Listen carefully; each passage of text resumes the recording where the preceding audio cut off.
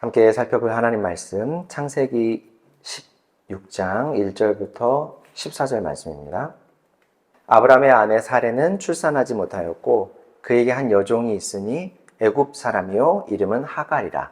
사레가 아브라함에게 이르되 여호와께서 내 출산을 허락하지 아니하셨으니 원하건대 내 여종에게 들어가라. 내가 혹 그로 말미암아 자녀를 얻을까 하노라 하매 아브라함이 사레의 말을 들으니라.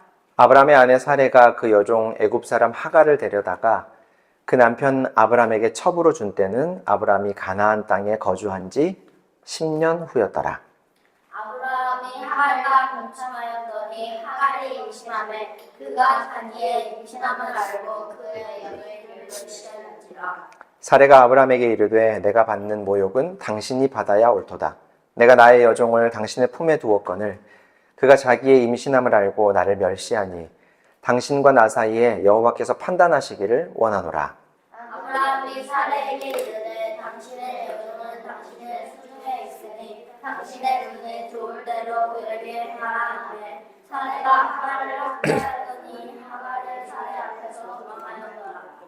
여호와의 사자가 광야의 샘물 곁곧 술길 샘 곁에서 그를 만나 이르되 사레의 여종 하갈아 내가 어디서 왔으며 어디로 갔느냐. 그가 이르되 나는 내 여주인 사레를 피하여 도망하나 하니라. 여호와의 사자가 그에게 이르되 내 여주인에게로 돌아가서 그 수하에 복종하라. 여호와의 사자가 또 그에게 이르되 내가 내 씨를 크게 번성하여 그 수가 셀 수 없게 하리라. 여호와의 사자가 또 그에게 이르되 내가 임신하였은즉 아들을 낳으리니 그 이름을 이스마엘이라 하라. 이는 여호와께서 내 고통을 들으셨음이니라. 그가 사람 중에 들나귀 같이 되니 그의 손에 모든 사람을 치겠고 모든 사람의 손이 그를 칠지며 그가 모든 형제와 대항해서 하갈이 자기에게 이르신 여호와의 이름을 나를 살피시는 하나님이라 하였으니 이는 내가 어떻게 여기서 나를 살피시는 하나님을 배웠는고 함이라. 이러므로 그 샘을 브엘라 헤로이라 불렀으며 그것은 가데스와 베렛 사이에 있더라. 아멘. 학교에 입학하기 전에 이 어린 아이들에게 우리가 이제 우리 도하나 뭐 도희 막내가 도희인데 도희도 이제는 학교 들어가가지고 어린 뭐 한 3살, 4살 이제 막 말을 시작하고 엄마 아빠 부르고 막 하는 이제 어린이들에게 엄마 사랑해? 뭐 아빠 사랑해? 누굴 더 사랑해? 뭐 이런 질문들 많이 하죠, 어린 아이들한테. 그러면 아마 분명히 사랑해 뭐 이렇게 얘기하겠죠. 아빠 이제 더 물어보죠. 얼만큼 사랑해? 이렇게 물어봐요. 그러면 어떻게 대답해요? 이만큼. 이만큼이 얼만큼이야? 뭐 이렇게 물어보면 하늘만큼 땅만큼 사랑해 이런 말들을 많이 하는 것 같아요. 근데 그게 그렇게 가르쳐 주고 나면 어린 아이들도 아마 수긍이 되나 봐요. 왜냐하면 자기가 아는 한 가장 크고 넓은 곳이 바로 하늘, 땅 이런 곳이 가장 크고 넓고 하니까 내가 이만큼 내가 알고 있는 한 최대한으로 크게 엄마 아빠를 사랑해 이렇게 말을 하는 거겠죠. 성경에도 보면 이런 표현이 있어요. 에베소서 3장 16절부터 19절 말씀. 아버지께서 그분의 영광의 풍성하심을 따라 그분의 성령을 통하여 여러분의 속사람을 능력으로 강건하게 하여 주시고 믿음으로 말미암아 그리스도를 여러분의 마음속에 머물러 계시게 하여 주시기를 빕니다. 여러분이 사랑 속에 뿌리를 받고 털을 잡아서 모든 성도와 함께 여러분이 그리스도의 사랑의 너비와 길이와 높이와 깊이가 어떠한지를 깨달을 수 있게 되고 지식을 초월하는 그리스도의 사랑을 알게 되기를 빕니다. 그리하여 하나님의 온갖 충만하심으로 여러분이 충만하여지기를 바랍니다. 보면 그리스도의 사랑이 너비와 길이와 높이와 깊이가 어떠한지를 알기를 바란다라고 하죠. 바울이 에베소라는 지역에 살던 사람들, 교인들에게 여러분이 예수 그리스도의 사랑이 얼마나 큰지 알기를 바란다라는 의미로 했던 말이에요. 근데 예수님의 사랑이 그냥 굉장히 크다, 이만큼 크다라고만 말하지 않고 그 너비, 길이, 높이, 깊이까지 사방이죠. 위, 아래, 양옆과 앞뒤 마치 실제 측량하고 측정해보고 아는 것처럼 예수님의 사랑이 얼마만큼 큰지를 속속들이 알기를 바란다라는 말이에요. 성경은 예수님의 그 크고 놀라운 사랑을 아주 구체적인 예를 들어서 설명을 합니다. 오늘부터 몇 주 동안 그 구체적인 예를 우리가 살펴보려고 해요. 자, 여러분, 자세한 거. 알겠죠? 네. 여러분, 아브라함이라는 이름을 아마 한 번쯤은 들어보셨을 거예요. 아브라함. 하나님은 아브라함을 선택하시고 그에게 후손의 약속을 주셨어요. 후손의 약속, 왜 뜬금없이 후손의 약속인가 했더니 그는 나이가 많아서 노인이 되었을 때까지 아이가 없었거든요. 하나님은 아브라함에게 후손을 주시고 그리고 그 후손을 통해서 아브라함의 가문에 온 세상을 구원할 예수님이 태어나게 하셨어요. 나이가 많아서 노인이 된 이 아브라함에게 이런 일이 일어나리라고는, 아이를 갖게 될 것이라고는 본인 자신도 전혀 예상하지 못했던 일일 거예요. 그런데 하나님은 자신이 약속하신 내용을 실제로 지켜내시죠. 심지어 아브라함이 하나님께 잘못을 했을 때에도, 그 약속에 대한 잘못을 했을 때에도 하나님은 그 약속을 파기하지 않고 그대로 이행하셨어요. 이루어 주셨다는 거죠. 성경은 아브라함을 믿음의 조상이라고 표현을 해요. 이 말은 아브라함이 믿음에 관해서는 두말할 것도 없이, 다른 사람들과 비교해서 두말할 것도 없이 탁월한 인물이었다, 이런 뜻이 아니에요. 오히려 하나님께서 아브라함에게 믿음을 갖게 하신 일을 보여주셔서 모델 삼으셨다라는 표현이 바로 믿음의 조상이라는 말이에요.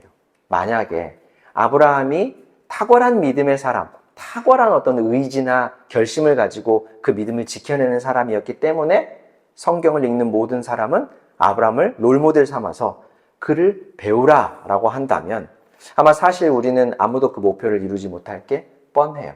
왜냐하면 아브라함이 갖게 된 믿음이 사람이 의지를 갖고 쟁취해낸, 갖게 된 그런 것이 아니라 오롯이 하나님께서 그에게 선물로 주신 것이기 때문에 사람이 그 믿음을 가지려고 한다면 먼저 하나님이 되어야만 가능한 일이에요. 그래서 그를 본받으라 라고 말하지 않고 성경은 아브라함에게 믿음 주신 하나님을 보라 라고 하는 거예요. 하나님께서 믿음을 갖게 하신 이 믿음의 조상 아브라함은 하나님을 믿고 따르는 사람들에게는 참 중요한 인물이에요. 우리가 오늘 불렀던 찬양의 가사처럼 사랑받을 만한 일을 해서가 아니라 사랑받을 만하지 못했을 때 하나님이 아브라함을 찾아오시고 사랑하셨기 때문입니다. 사실 하나님께서 아브라함을 찾아가 부르시기 전에 그 사람은 뭐 하는 사람이었냐면 우상을 따라 숭배하던 사람이었었어요. 성경은 죄라고 하는 것을 어떤 것이든 다 하나님 앞에서 용서받을 수 없는 것으로 규정하기 때문에 특별하게 어떤 죄는 더 나쁘고 어떤 죄는 덜 나쁘다고 경중을 말하지 않지만 우상 숭배는 다른 죄에 비해서 하나님께서 특별하게 미워하신다라는 말은 해요. 왜냐하면 사람이 하나님을 섬기지 않고 우상을 섬긴다라고 하는 것은 어떤 행동들보다 직접적으로 하나님을 거부하는 행동이기 때문이죠. 자, 오늘은 이런 아브라함의 실수로부터 시작되는 한 사건에 대해서 살펴보려고 해요. 하나님께서 아브라함에게 아들을 주시겠다라고 약속하셨어요. 우리나라도 그랬었지만 고대에는 아들이 가문을 이어받는다, 우리의 핏줄을 이어받는다, 이렇게 생각을 강하게 했기 때문에 아들이 없다라고 하는 것은 가문이 매우 좋지 않다라고 하는 말이었어요. 그런데 하나님께서 아브라함에게 아들을 주시겠다라고 약속을 했으니 얼마나 기쁜 일이겠습니까? 하지만 아브라함과 그의 아내 사라는 마냥 그 약속을 받았을 때 마냥 좋지만은 않았어요. 왜냐하면 그들이 아이를 갖기에는 이미 너무 나이가 많이 들었기 때문이죠.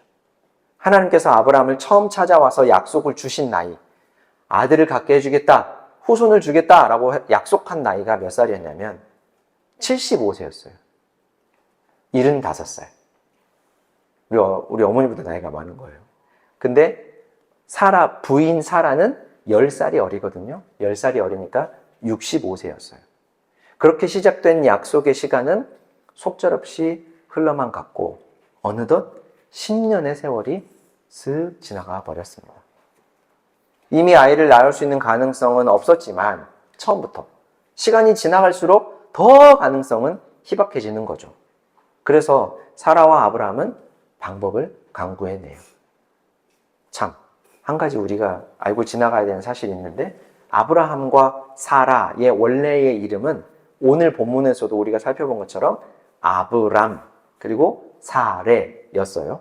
창세기 17장, 오늘 16장 우리가 읽었는데 17장으로 넘어가면 하나님께서 이 두 사람의 이름을 바꾸어 주시는데 여러 나라들의 아버지라는 뜻으로 아브라함이라고 이름을 바꾸어 주시고 또 여러 사람들의 여주인이라는 뜻으로 사레의 이름을 사라로 바꿔주셔요.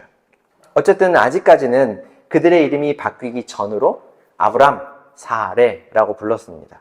이 두 사람이 곰곰이 생각을 해보니까 갈수록 아이를 낳을 수 있는 가능성은 어때요? 더 가능성이 커져요? 희박해져요? 희박해지죠.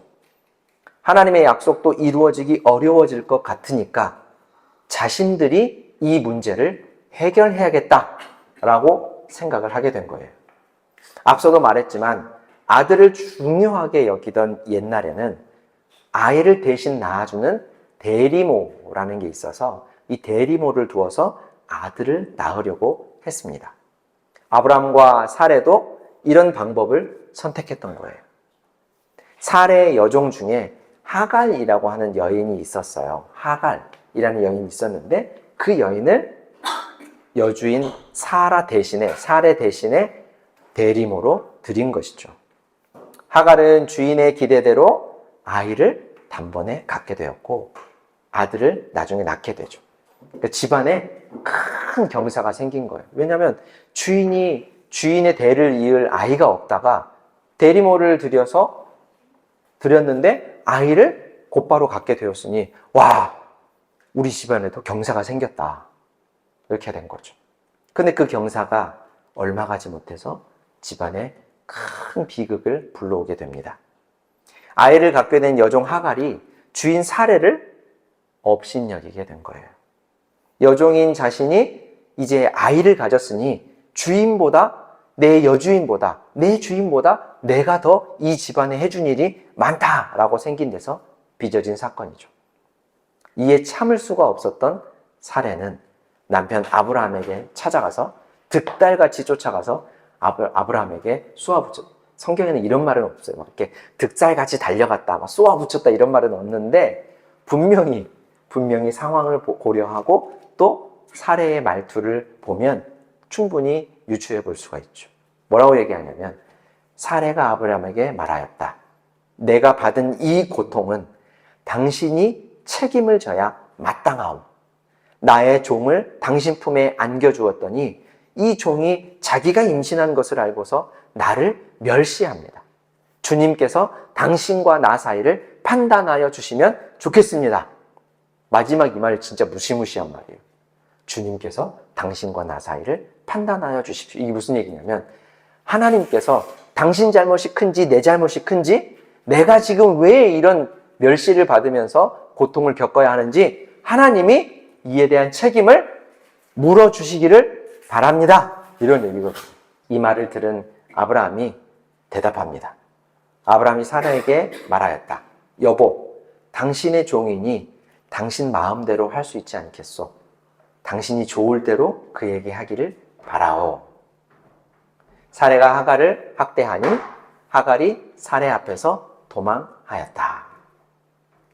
아브라함은 원래 좀 비겁한 사람이에요.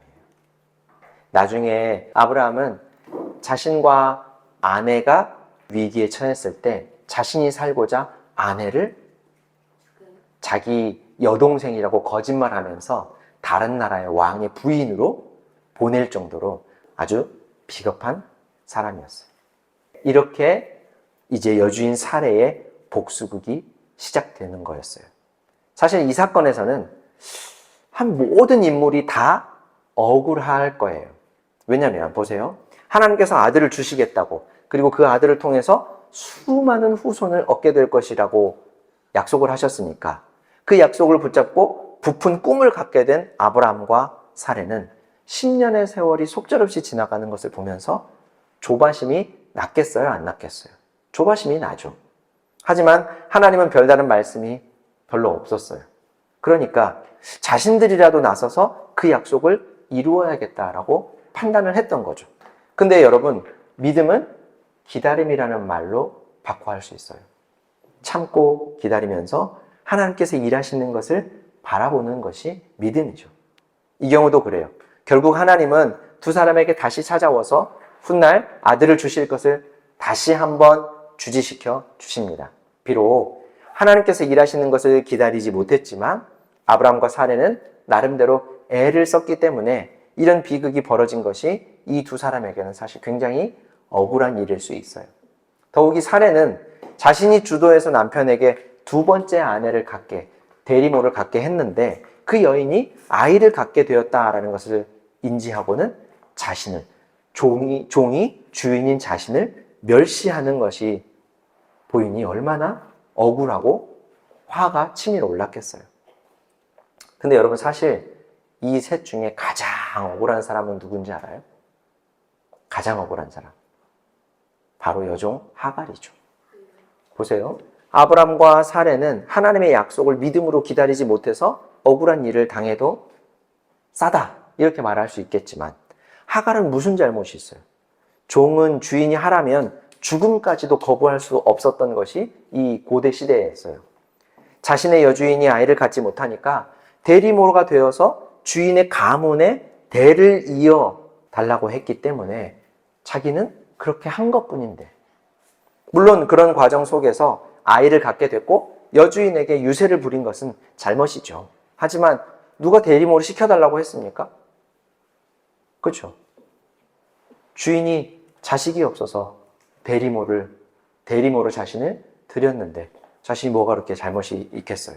이렇게 모두가 억울한 집안의 비극은 하갈이 위기를 감지하고 도망치면서 일단락되는 듯 보여요.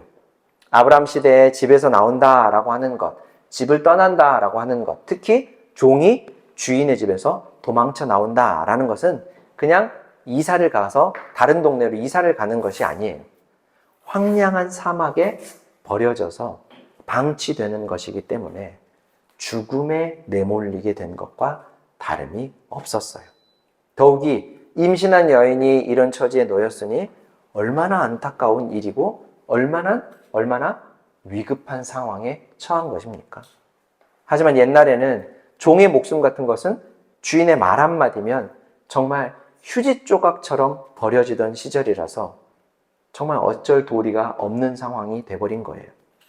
아무도 하갈을 도와주지 않을 것이고 그 누구도 그녀를 신경 쓰는 사람이 없었을 거예요. 이렇게 버려져서 죽음의 문턱에 서게 된 하갈은 다행스럽게 사막에서 한 샘을 발견하게 됩니다. 성경에 써있진 않지만 하갈은 분명히 거기 털썩 주저앉아서 아마 슬피 울고 있었을 거예요. 자신의 처지를 생각하면서 나는 앞으로 어떻게 될까? 그리고 뱃속에 이 아이는 앞으로 어떻게 될까? 이런 생각을 하고 있었겠죠. 말할 수 없는 두려움과 곧 공포, 슬픔이 하갈을 괴롭힐 때 천사가 그녀를 찾아와 만납니다. 사레의 종 하갈아, 내가 어디서 와서 어디로 가느냐? 그리고 하갈이 대답하죠. 내 주인 사레에게서 도망쳐 나오는 길입니다. 천사가 하갈에게 이렇게 말합니다. 11절을 우리 같이 한번 읽어볼게요. 시작. 주님의 천사가 그에게 또 일렀다. 너는 임신한 몸이다. 아들을 낳게 될 터이니 그의 이름을 이스마엘이라 하고 하여라. 내가 고통 가운데서 부르짖는 소리를 들으셨기 때문이다. 무슨 말이에요? 하갈의 목숨은 한낱 휴지 조각보다 못한 이 고대 시대에 하나님께서 하갈의 안타까운 처지를 돌보셨다라고 하는 거예요. 고통 속에서 부르짖는 소리를 하나님께서 직접 들으셨다라는 거죠. 요즘도 가진 것이 별로 없고 배우지 못한 사람들은 억울한 일을 당해도 누구 하나 도와주려고 하지 않는 정의롭지 못한 일들이 우리 사회 주변에서도 종종 벌어집니다. 법은 그런 억울한 사람들이 억울한 일을 당하지 않도록 만들어주는 우리 사회적인 장치이죠. 지금 우리가 살펴보는 성경시대, 특히 아브라함과 사레 그리고 하갈이 살던 이 시대에는 억울한 일을 당한 사람들을 지켜줄 법이 없었어요. 주인의 말 한마디면 종은 그 즉시로 목숨을 잃을 수도 있는 주인의 말이 곧 법인 시대였죠. 근데 하나님이 하갈의 고통스러운 목소리를 들으셨대요. 하갈의 여주인 사레는 그녀를 죽음으로 내몰았을지라도 하나님, 하갈의 주인인 사레 그리고 그 사레의 주인, 그러니까 정말 가장 높은 주인인 하나님은 그녀를 내버려 두지 않으셨다라는 말씀이죠. 자, 사랑하는 여러분, 우리가 살아가면서 학교나 직장에서 혹은 가정에서도 모두가 우리를 환영해주고 나를 주목해주고 나를 사랑해주면 좋겠지만 우리가 지내다 보면 꼭 그렇지만은 않은 것 같아요. 꼭 그렇게 아름다운 일만 일어나는 것은 아닌 것 같아요. 물론 집에 돌아오면 학교나 직장보다는 모두가 나를 포근하게 대해주고 사랑해주지만 때로는 집에서도 동생, 누나, 형과 싸우면 억울한 일을 당하기도 하죠. 모두에게 사랑받고 환영받으면 정말 좋겠지만 우리가 사는 세상이 언제나 우리를 그렇게 대해주지만은 않는 것 같아요. 때로는 누구 하나 내 목소리에 귀 기울여 주지 않는다고 생각될 때도 있어요. 그런데 하나님만은 그렇지 않고 마지막까지 우리의 목소리에 귀를 기울여 주신다는 거예요. 그 증거가 바로 오늘 말씀이에요. 내가 고통 가운데서 부르짖는 소리를 주님께서 들으셨다. 하갈은 이런 하나님을 만나고 나서 자신이 머물렀던 그 샘 있죠? 그 샘, 하나님을 만났던 샘에 이름을 지어주는데 부엘라 헤로이, 살아계셔서 나를 돌보고 계시는 하나님의 우물이다 라는 뜻이에요. 사실 방금 전까지만 해도 나는 앞으로 어떻게 될까? 이 뱃속에, 내 뱃속에 내 아이는 어떻게 될까? 죽음 앞에서 고통하고 신음하고 있던 장소가 바로 이 샘이었죠. 근데 하나님이 그런 하갈의 목소리를 들으시고 그녀를 돌보신다라고 말씀하고 약속하고 나니 그 고통스럽고 죽음의 그림자가 드리웠던 장소 그 샘이 나를 돌보시는 하나님의 샘이 되었다라는 거예요. 아무도 주목하지 않는 이 여종, 아무도 도와주지 않던 하갈까지도 사랑으로 돌보시는 하나님이라면 하나님의 사랑은 이렇게 가장 낮은 처지의 여인에게까지 미치는 사랑이라면 우리도 하나님의 사랑 안에, 하나님의 돌보심 안에 있다라는 것을 믿어도 충분할 것 같아요.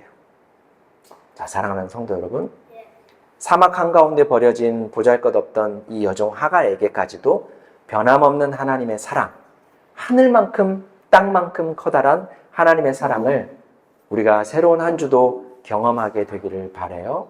그래서 우리가 힘들고 고통스러웠던 그 자리, 그 시간이 오히려 하나님의 돌보심을 더 선명하게 경험하는 자리가 되어서 하갈처럼 부엘라 헤로이, 살아계셔서 나를 돌보시는 하나님을 경험한 자리라는 찬양이 우리 삶에 깃들게 되기를 주님의 이름으로 축원합니다.